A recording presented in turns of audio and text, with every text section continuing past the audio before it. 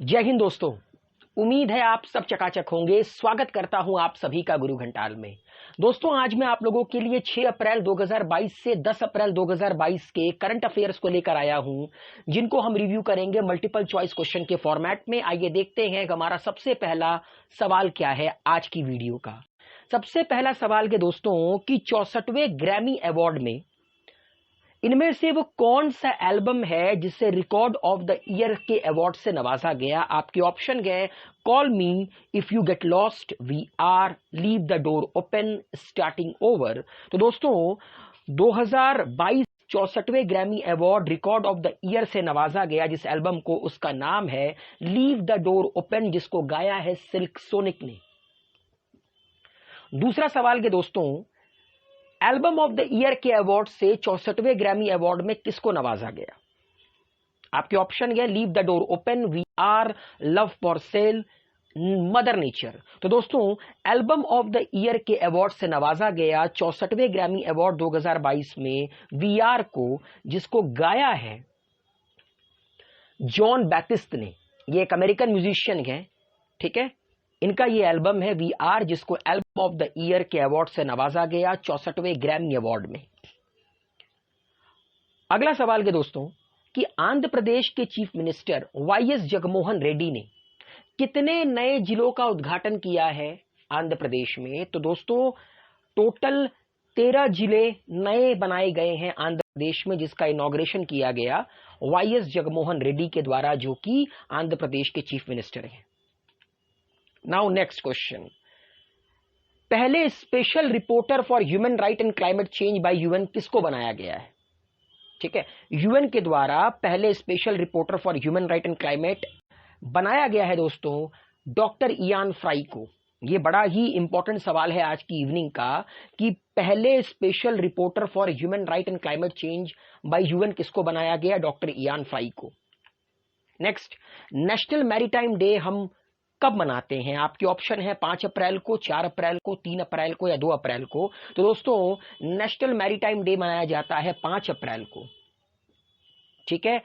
1964 से हम लगातार हर 5 अप्रैल को नेशनल मैरीटाइम डे मनाते आ रहे हैं, और इस बार हम लोगों ने 59th एडिशन सेलिब्रेट किया किसका, नेशनल मैरीटाइम डे का। इनमें से किस राज्य की, या कह सकते हैं कि केंद्र शासित प्रदेश मतलब स्टेट या यूनियन टेरिटरी की सरकार ने लॉन्च किया है एक स्कीम। इस स्कीम के अंतर्गत गवर्नमेंट स्कूलों में एक्स्ट्रा करिकुलर एक्टिविटीज को प्रमोट करने के लिए हॉबी हब्स बनाया जाएगा। आपके ऑप्शन है चंडीगढ़, लद्दाख, जम्मू एंड कश्मीर, दिल्ली। तो दोस्तों दिल्ली की जो सरकार है आम आदमी पार्टी के, जिसके चीफ मिनिस्टर हैं श्री अरविंद केजरीवाल, उन्होंने डिसाइड किया है, उनकी सरकार ने डिसाइड किया है गवर्नमेंट स्कूल्स में एक्स्ट्रा करिकुलर एक्टिविटी को प्रमोट करने के लिए हॉबी हब्स नाम की एक सेटअप वो करेंगे, ताकि सरकारी स्कूलों में एक्स्ट्रा करिकुलर एक्टिविटीज को प्रमोट किया जा सके। Next, Hurun richest self made women in the world 2022 की लिस्ट में टॉप किसने किया। अपने आप से सेल्फ मेड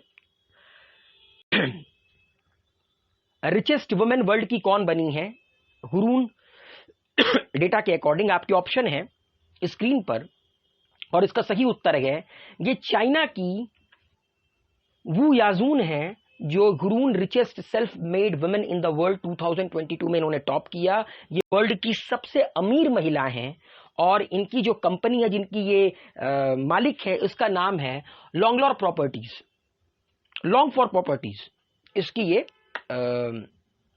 मालकिन है, और ये पूरे वर्ल्ड की सबसे अमीर महिला है।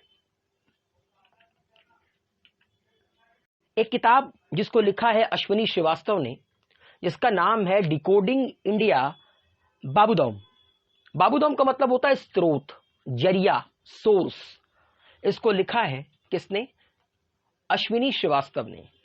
नेक्स्ट, आपको बताना है इनमें से वो कौन सी जर्नलिस्ट हैं जो मुंबई से हैं और जिन्हें इस बार चमेली देवी जैन अवार्ड से नवाजा गया for an outstanding women media person 2021।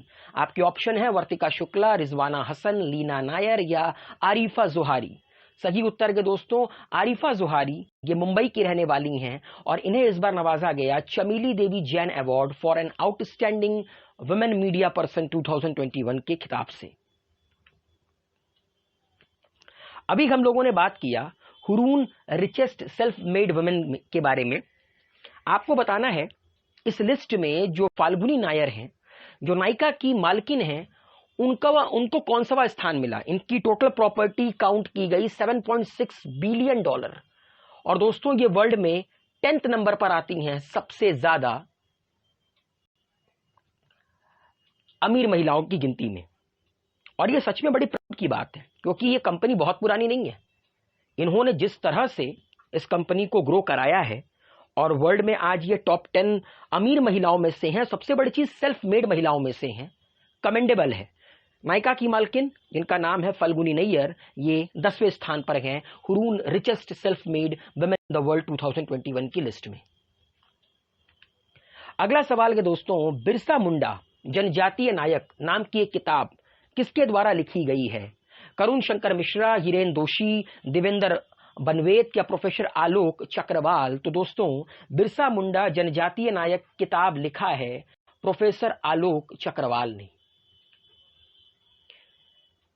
Hindustan के नए फॉरेन सेक्रेटरी के तौर पर किसका नाम लिया गया है? और ये भारत के अगले फॉरेन सेक्रेटरी होंगे हर्षवर्धन श्रृंगला की जगह पर, क्योंकि अभी तो हर्षवर्धन श्रृंगला है। तो अब हमारे देश के जो नए फॉरेन सेक्रेटरी होंगे जिनका नाम इस वक्त सुर्खियों पर है वो हैं विनय Mohan Kwatra.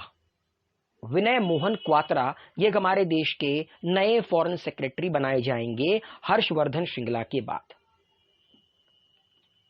Next, ministry of environment ने रिलीज किया है एक मैस्कट और भी कई सारे इनिशिएटिव प्लास्टिक वेस्ट मैनेजमेंट के लिए। आपको बताना है कि उस मैस्कट का नाम क्या है। परिवेश, विकल्प, प्रकृति या कवच? सही उत्तर के दोस्तों कि मिनिस्ट्री ऑफ एनवायरनमेंट के द्वारा जो मैस्कट रिलीज किया गया है प्लास्टिक वेस्ट मैनेजमेंट के लिए उसका नाम है प्रकृति। नाउ कितना अमाउंट कंट्रीब्यूट किया गया है ministry of youth affairs and sports of India के द्वारा किसके toward? UNESCO fund for elimination of doping in sports in 2022। ये जो एथलीट्स होते हैं, जो आप कह सकते हैं कि स्पोर्ट्स पर्सन डोपिंग करते हैं, जो बैन दवाइयां लेते हैं, उनको रोकने के लिए यूनेस्को फंड में इंडिया की ministry of youth affairs and sports of India ने टोटल $72,124 का कंट्रीब्यूशन दिया है 2022 में। नाउ आपको इन चारों में से उस पोएट का नाम बताना है जिनको इस बार के सरस्वती सम्मान से नवाजा गया। 2021 के सरस्वती सम्मान से नवाजा गया।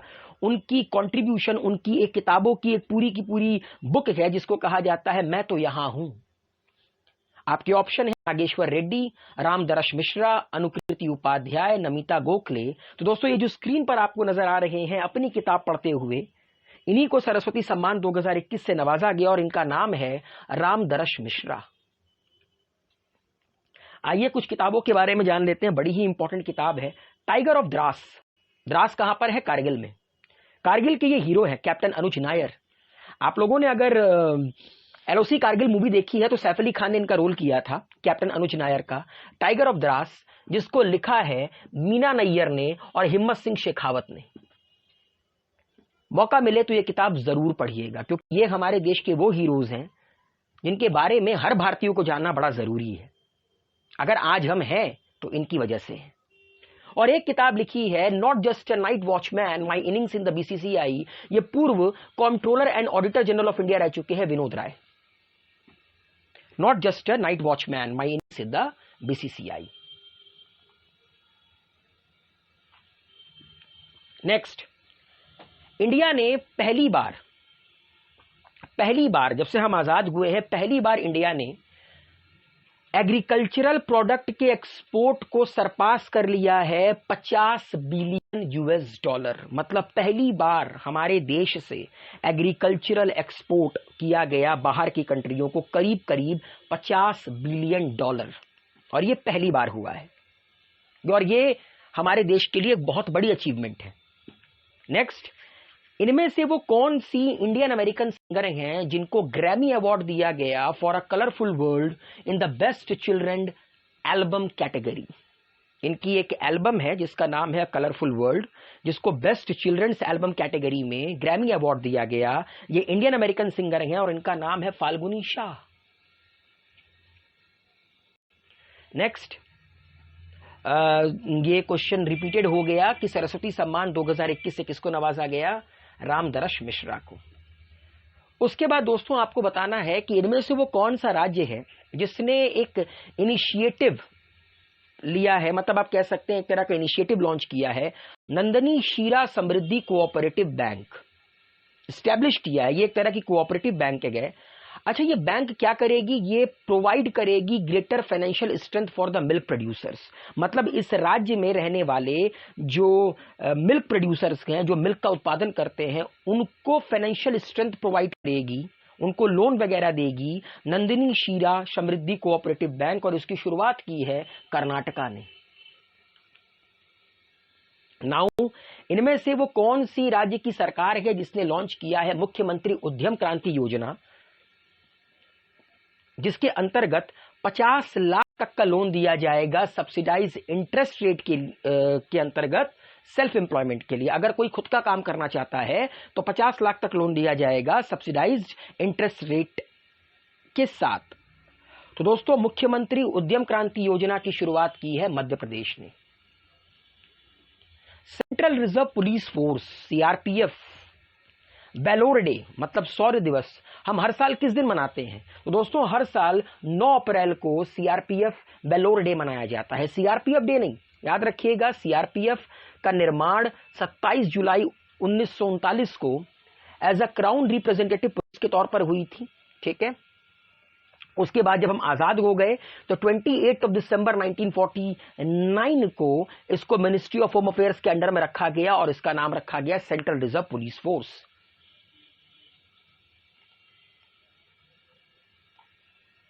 अगला सवाल है दोस्तों, एक फोटोग्राफ है जिसको कैनेडियन फोटोग्राफर एम्बर ब्रैकन ने लिया है, उसको 2022 के world press photo of the year award से नवाजा गया है। आपको बताना है कि उस फोटो का नाम क्या है, या आप कह सकते हैं कि उस फोटो का टाइटल क्या है। उस फोटो का टाइटल है दोस्तों कैमलूप्स रेसिडेंशियल स्कूल। ये जो स्कूल आपको नजर आ रहा है, इसी फोटो के लिए एम्बर ब्रैकन को world press photo of the year award से नवाजा गया, उनकी इसी फोटो के लिए, कैमलूप्स रेसिडेंशियल स्कूल। नेक्स्ट, आपको बताना है इनमें से वो कौन सी नॉवेल है जो पहली हिंदी नॉवेल बनी जिसको शॉर्टलिस्ट किया गया है इंटरनेशनल बुकर प्राइज के लिए। आपके ऑप्शन है a new name, Septology 6-7, heaven, tomb of sand, Elena knows. तो दोस्तों, टॉम्ब ऑफ सैंड पहली Hindi language work of fiction बनी है जिसको शॉर्टलिस्ट किया गया है इंटरनेशनल बुकर प्राइज के लिए, और इसको लिखा किसने है? गीतांजलि श्री ने, टॉम्ब ऑफ सैंड। नेक्स्ट, इनमें से यूपीएससी के नए चेयरमैन के तौर पर किसकी नियुक्ति हुई है? वैसा तो स्क्रीन पर आप लोगों को नजर आ रहा है, मनोज सोनी अब यूपीएससी का कार्यभार संभालेंगे और ये यूपीएससी के नए चेयरमैन के तौर पर नियुक्त किए गए। अब मॉन्क, इनको मॉन्क कहा जाता है, आप देख रहे होंगे टीका वगैरह लगाए हुए हैं। नाउ, इनमें से वो कौन से वेटरन बंगाली ऑथर हैं, मतलब इनमें से एक आपको बताना है वो कौन सी वर्क है किसकी, एक बड़े ही वेटरन बंगाली ऑथर है अमर मित्रा की, जिसके लिए उन्हें ओ हेनरी प्राइज 2022 से नवाजा गया। दुर्गेश नंदिनी, गांव बुरो, एक कुश्ती गाल्पो या कपाल कुंडला। तो सही उत्तर है दोस्तों गांव बुरो के लिए अमर मित्रा को ओ हेनरी प्राइज 2022 से नवाजा गया। नेक्स्ट, इनमें से वो कौन सा स्टेट है will soon get a European commission geographical indication tag, जिसके कांगड़ा टी को जल्द ही यूरोपियन कमीशन जीआई टैग दे दिया जाएगा। अब कांगड़ा आप लोग को पता है, कांगड़ा हिमाचल प्रदेश का सबसे बड़ा जिला है और कांगड़ा की जो चाय है बड़ी फेमस है, उसी को जल्द ही यूरोपियन कमीशन ज्योग्राफिकल इंडिकेशन का टैग दे दिया जाएगा।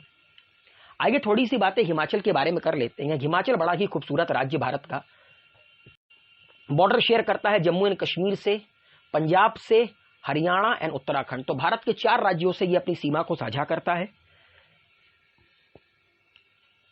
1 नवंबर 1956 में यह भारत में शामिल होता है एज अ यूनियन टेरिटरी, मतलब यूनियन, क्योंकि पहले हिमाचल, पंजाब, हरियाणा ये तीनों एक था। तो 1 नवंबर 1956 को एज अ यूनियन टेरिटरी के तौर पर यह बनाया गया। और याद रखिएगा 25 जनवरी 1971 में हिमाचल प्रदेश भारत का राज्य बना।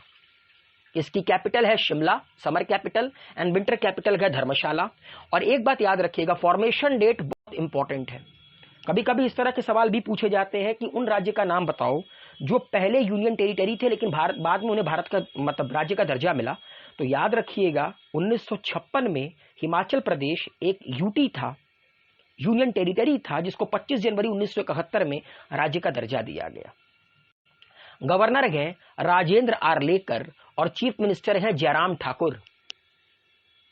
68 सीटें हैं यहां की विधानसभा में। इसके अलावा मैं आप लोगों को एक बात और बता दे जाता हूं, लोकसभा में 4 सीटें हैं, राज्यसभा में इनके 3 सीटें हैं। नाउ बढ़ते हैं हम लोग अपने अगले सवाल की तरफ।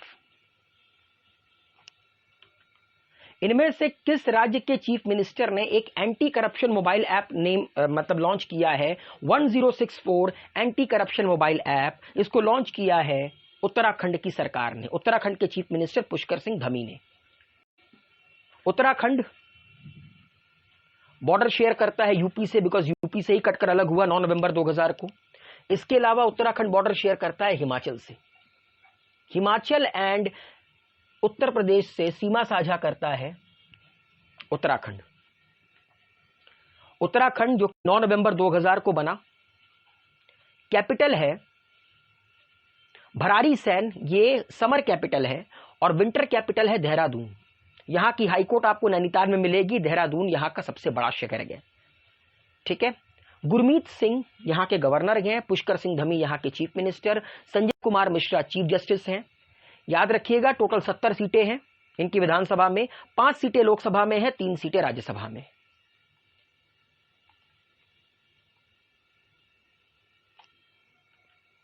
अगला सवाल है कि वर्ल्ड होम्योपैथी डे कब मनाया जाता है? 8 अप्रैल, 9 अप्रैल, 10 अप्रैल, 11 अप्रैल। सही उत्तर के दोस्तों, वर्ल्ड होम्योपैथी डे मनाया जाता है 10 अप्रैल को। 10 अप्रैल को वर्ल्ड होम्योपैथी डे मनाया जाता है, और इस बार इसका थीम रहा पीपल्स चॉइस फॉर वेलनेस। दोस्तों 20th meeting national tiger conservation authority की कहां हेल्ड हुई? पक्के टाइगर रिजर्व में। आपको बताना है पक्के टाइगर रिजर्व भारत के किस राज्य में है? मणिपुर, नागालैंड, मिजोरम या अरुणाचल? तो दोस्तों पक्के टाइगर रिजर्व अरुणाचल में स्थित है। अरुणाचल प्रदेश जो सीमा साझा करता है असम के साथ, नागालैंड के साथ, इसके अलावा चाइना के साथ एक अच्छा खासा लंबा इंटरनेशनल बॉर्डर शेयर करता है। 21 जनवरी 1972 को यूटी बना और 20 फरवरी 1987 को राज्य का दर्जा प्राप्त हुआ अरुणाचल को। ठीक है, तो याद रखिएगा 1972 में यूटी एंड 1987 में राज्य का दर्जा मिला। कैपिटल है ईटानगर, सबसे बड़ा शहर ईटानगर है, 25 जिले हैं। बीडी मिश्रा यहां के गवर्नर हैं, चीफ मिनिस्टर हैं प्रेमा खंडू। लेजिस्लेचर में 60 सीटें हैं इनकी विधानसभा में, 2 सीटें लोकसभा में, 1 सीटें राज्यसभा में है। याद रखिएगा इनका अपना कोई हाईकोर्ट नहीं है, गुवाहाटी हाईकोर्ट में ईटानगर बेंच में यहां के लोगों की सुनवाई होती है।